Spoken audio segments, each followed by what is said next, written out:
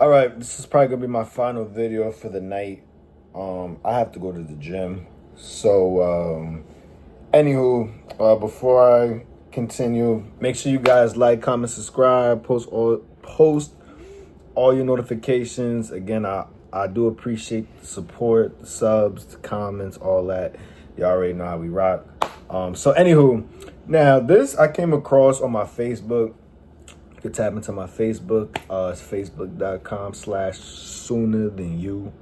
It's on all social platforms. But this came on my timeline. I thought it was pretty interesting, especially with, you guys might have heard me speak repeatedly about the economy. So I guess this young lady, she happens to live in Egypt, and her rent is only $85 a month. So that's kind of nice. That's damn near a phone bill right there. You know what I'm saying? So I thought it was pretty interesting. I was intrigued by the title, and I figured let's just do a light review on the video. So make sure you guys again like, comment, subscribe, post all your notifications for more content when I drop.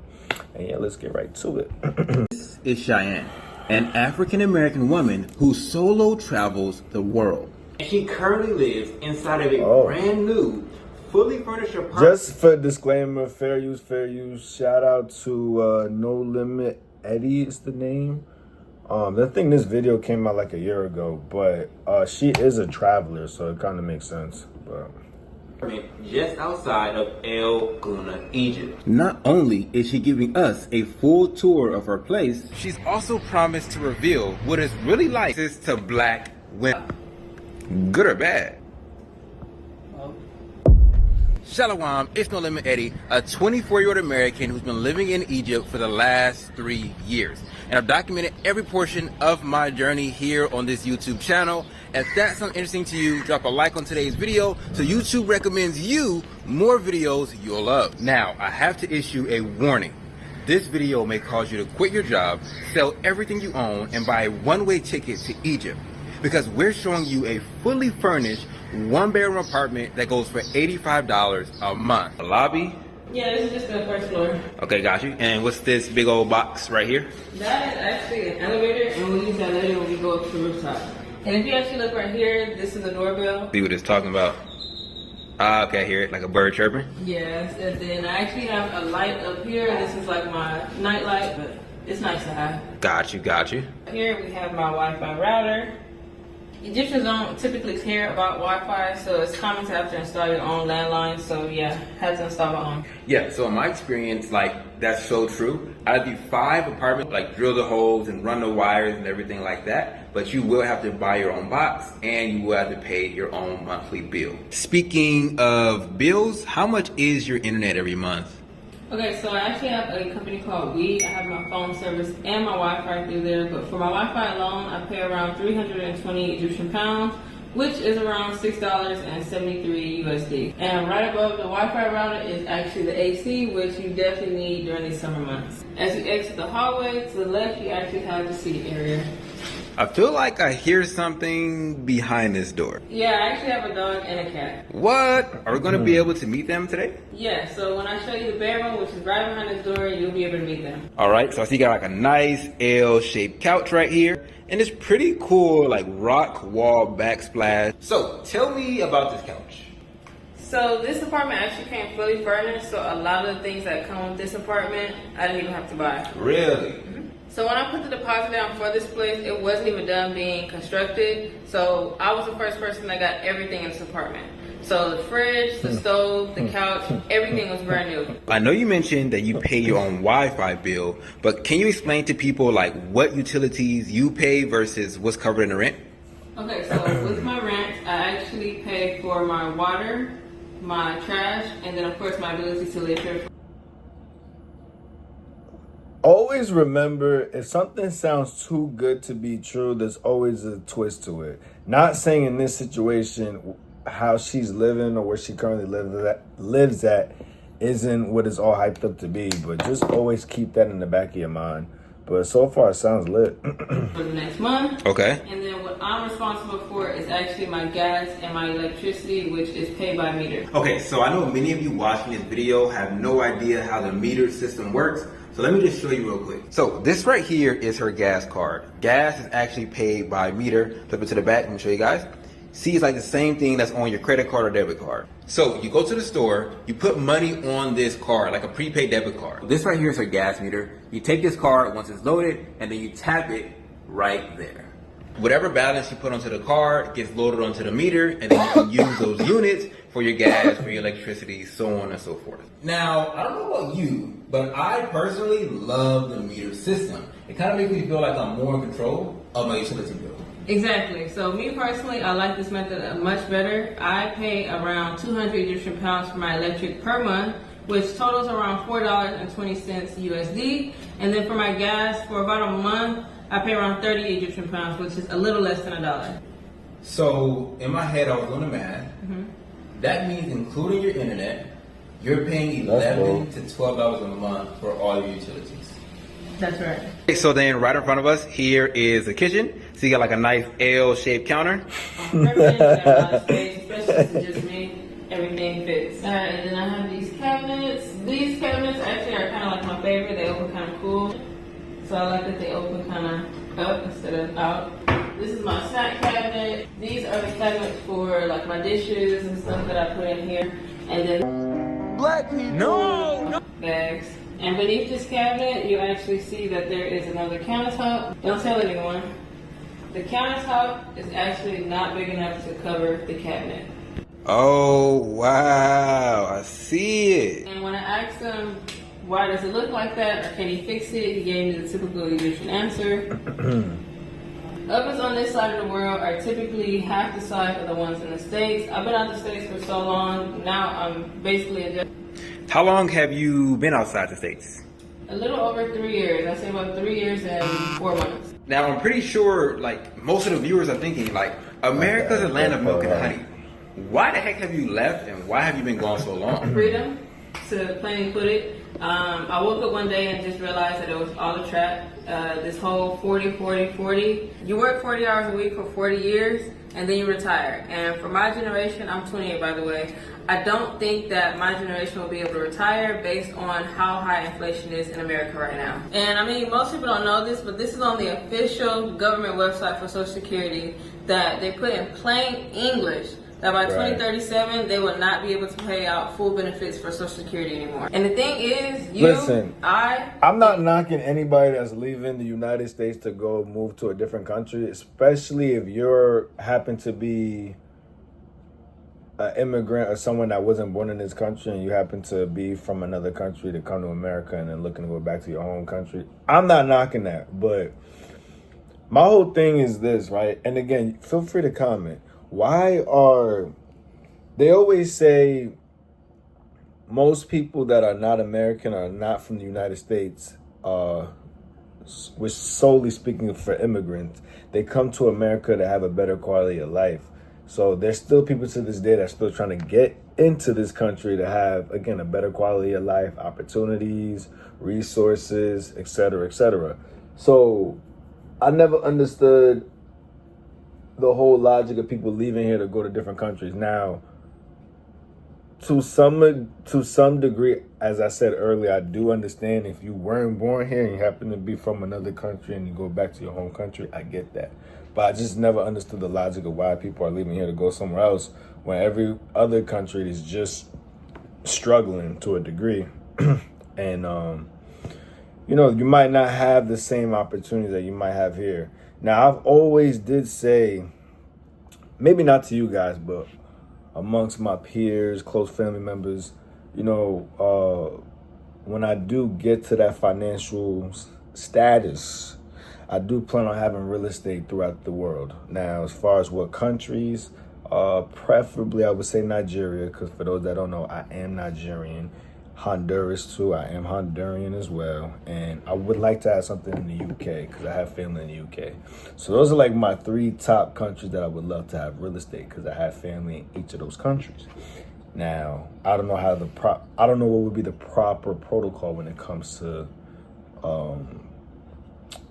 land and everything like that. I have to do my due diligence and all that. But neither here or there. I'm just always curious in people's thinking when it comes to them wanting to leave this country to go somewhere else that are American. So I just wanted to throw that in there. Everyone watching this video right now knows somebody that's collecting Social Security. So this is a big deal. Wow. I mean, that's honestly crazy. I'll probably pop the article up on the screen and then even leave the link in the description for anyone who wants to check it out. Now, I understand you got the oven right here, and then You got the washer. boom. Here's the washer. It actually came brand new. I literally had to peel the plastic off. Still have some things on it that I haven't took off, but it is what it is. Then we got the sink. There's no dishwasher, so you have to wash everything by hand. So this sink is used to wash my dishes, my vegetables. I had spoke to this person before, right? A cool person, right? That I came across, and I was basically telling them like, yo, at least in this country, the only way you're gonna really seek true financial freedom, you have to be an entrepreneur. There's no other way. If you want to seek true financial freedom, you have to be an entrepreneur. There's no way, because God forbid, let's say you do work for a 500 corporate company. They pay you 6-7 figures a year. Now, God forbid that country, that company happens to go out of business, or they might, I don't know, something might happen. How are you going to be able to sustain your lifestyle? You lived a certain lifestyle because that career or job that you're working for is covering all your expenses and how you're maneuvering. So God forbid something happens, how are you going to be able to stay sufficient with all areas of your lifestyle? So I always put that in the back of my mind. You know what I'm saying? You're kind of never really in control of your shit, if that makes any sense. Or you happen to be one of those that are financially literate and know where to create assets for yourself. So God forbid things like that do happen, you still have playing fields to maneuver. So just something to throw that in there, because it's getting to a point now, my generation, even the generation after me, the Gen Zers, you're going to be working until you die. That's how it's kind of set up here. But you have to have a plan. So I don't know everything, but I'm just speaking from experience, I would say. Don't depend on the government. My hands, all that stuff. So you just toured us around the kitchen, but where's your fridge? Over there. Oh, so you have a fridge, it's just outside the kitchen. Yep. This is my office/film setup studio kind of thing. My annoying little brother bought all this stuff before he left to go chase some random woman in Uganda. And then he left all this stuff for me in my apartment. You said your brother is annoying? I mean, I met him and he seems pretty cool. I mean, you're entitled to your own opinion. Now, I'm quite sure a lot of my viewers are curious. You left America at 25, you're now 28, still living out of America. Like, how have you been making money while you travel? So I worked jobs my whole life. Ever since I was 16, I had a job, never went without. And that was something that I was used to and I was okay with. But when my brother brought up the idea of actually moving to Africa, he wanted to make sure that I had a financial means to move abroad with him if I chose to. He actually helped me open my first Etsy shop, and that actually gave me a great source of income, and that let me get my feet wet in the entrepreneurship pool. And from there, I started to expand, get multiple Etsy shops, and it was doing so well that I ended up going over to eBay and started some shops over there, and that's where I am. All right, guys, so the same exact technique that worked for Cheyenne, it worked for a 14-year-old who now makes $2,000 a month from his laptop. I ain't not gonna hustle, Tanya, it worked for Sam, it worked for Matrell, it worked for Shanita. It works, guys. I've taught this same technique, guys, to hundreds of people, and anyone who takes action gets results. So if you want to get off the 40-40-40 plan and you're tired of trying to do everything yourself, I have my course teaching you how to sell on Etsy linked in this video's description today. Quick rundown of the office. I got this table from Amazon Egypt. I got this other table from Amazon Egypt. Bookshelf from Amazon Egypt. I travel, like this is, you see some spots empty, some of these books are at my apartment. I have so many books. My travel library is bigger than some people's main library. A fake plant that we got from Amazon Egypt as well. And then this office chair, which came from Amazon Egypt. And then this big old light box that I use to film my sit down talking videos. It's a Godox SL60W with a honeycomb light box. Okay, so you showed us the kitchen, the sitting area, the hallway. the office, let's check out the bedroom. So this is where the magic happens, and by that, I mean sleep. This is Pops, this is Oreo. So here we have my window. It's pretty huge. It gets a good breeze throughout the day, so I usually leave it open just to let the wind flow. And then to the left, boom, we have the typical Egyptian closet, which is a wardrobe. Compared to my body, you can see this wardrobe is actually pretty big. This is my bed. Well, should I say beds? It's 2 extra large twin beds that I actually put together, so I merged them. But each one is individually wrapped. So this one has its own sheet and its own blanket, and so does the next one. But I usually only sleep on this side. I don't know why. I guess it's more comfortable. All right, so I know you say you pushed the 2 twin mattresses together because, I mean, it's just you living here, right? And so that reminds me, there's been a lot of talk around, you know, Egypt being very racist and very sexist, I guess in particular to black women. So I kind of wanted to know your thoughts around that.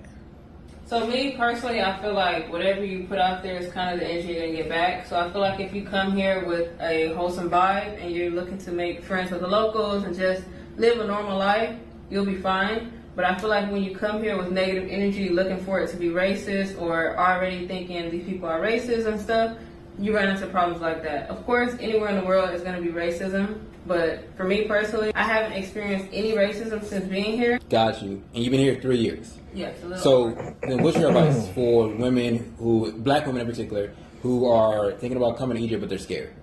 I say come. Like I said, I've been here for a little over 3 years. When I'm out and about, I'm usually out by myself. Every once in a while, I'll go out with my brother, but most of the time, I'm in the city by myself. And I haven't experienced any racism. I haven't experienced any dangerous situations where I feel unsafe, where I feel like, I'm being followed, or any type of prejudice things happening to me. So I say come. This right here seems to be a dresser. You just have your night products, day products, things like that for your face. And you also got a mirror. Yeah, just look at this mirror. This is where I get dressed. This is where I do my facial care routine and start my day. All right, and then this right here, guys, is the bathroom. You have a water heater, but with the temperatures being 105 degrees, you do not need that right now. You have the shower head, you have the toilet, and then you have the bidet, all right? Then we flip around, we've got the sink, okay? So that's pretty much the bathroom, very basic. I know some of you guys want to say, it's all in one space, ah! So yes, it is pretty common to have what they call a wet bathroom, which means that everything is pretty much in one large space. And they make the floors to where it tilts and orients into the drains that are on the floor. Now I'm going to take you guys up to the rooftop. All right, so this is the elevator I was telling you about earlier. So let's go. This right here is actually the rooftop. And to the left, we actually have a view of the Red Sea. It used to be a lot better, but they keep building and building new buildings. So you can still see it, but not as clear as it used to be. Right, for sure.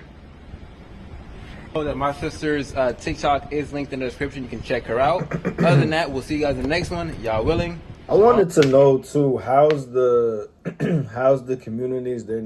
Is it high on crimes? How's the food?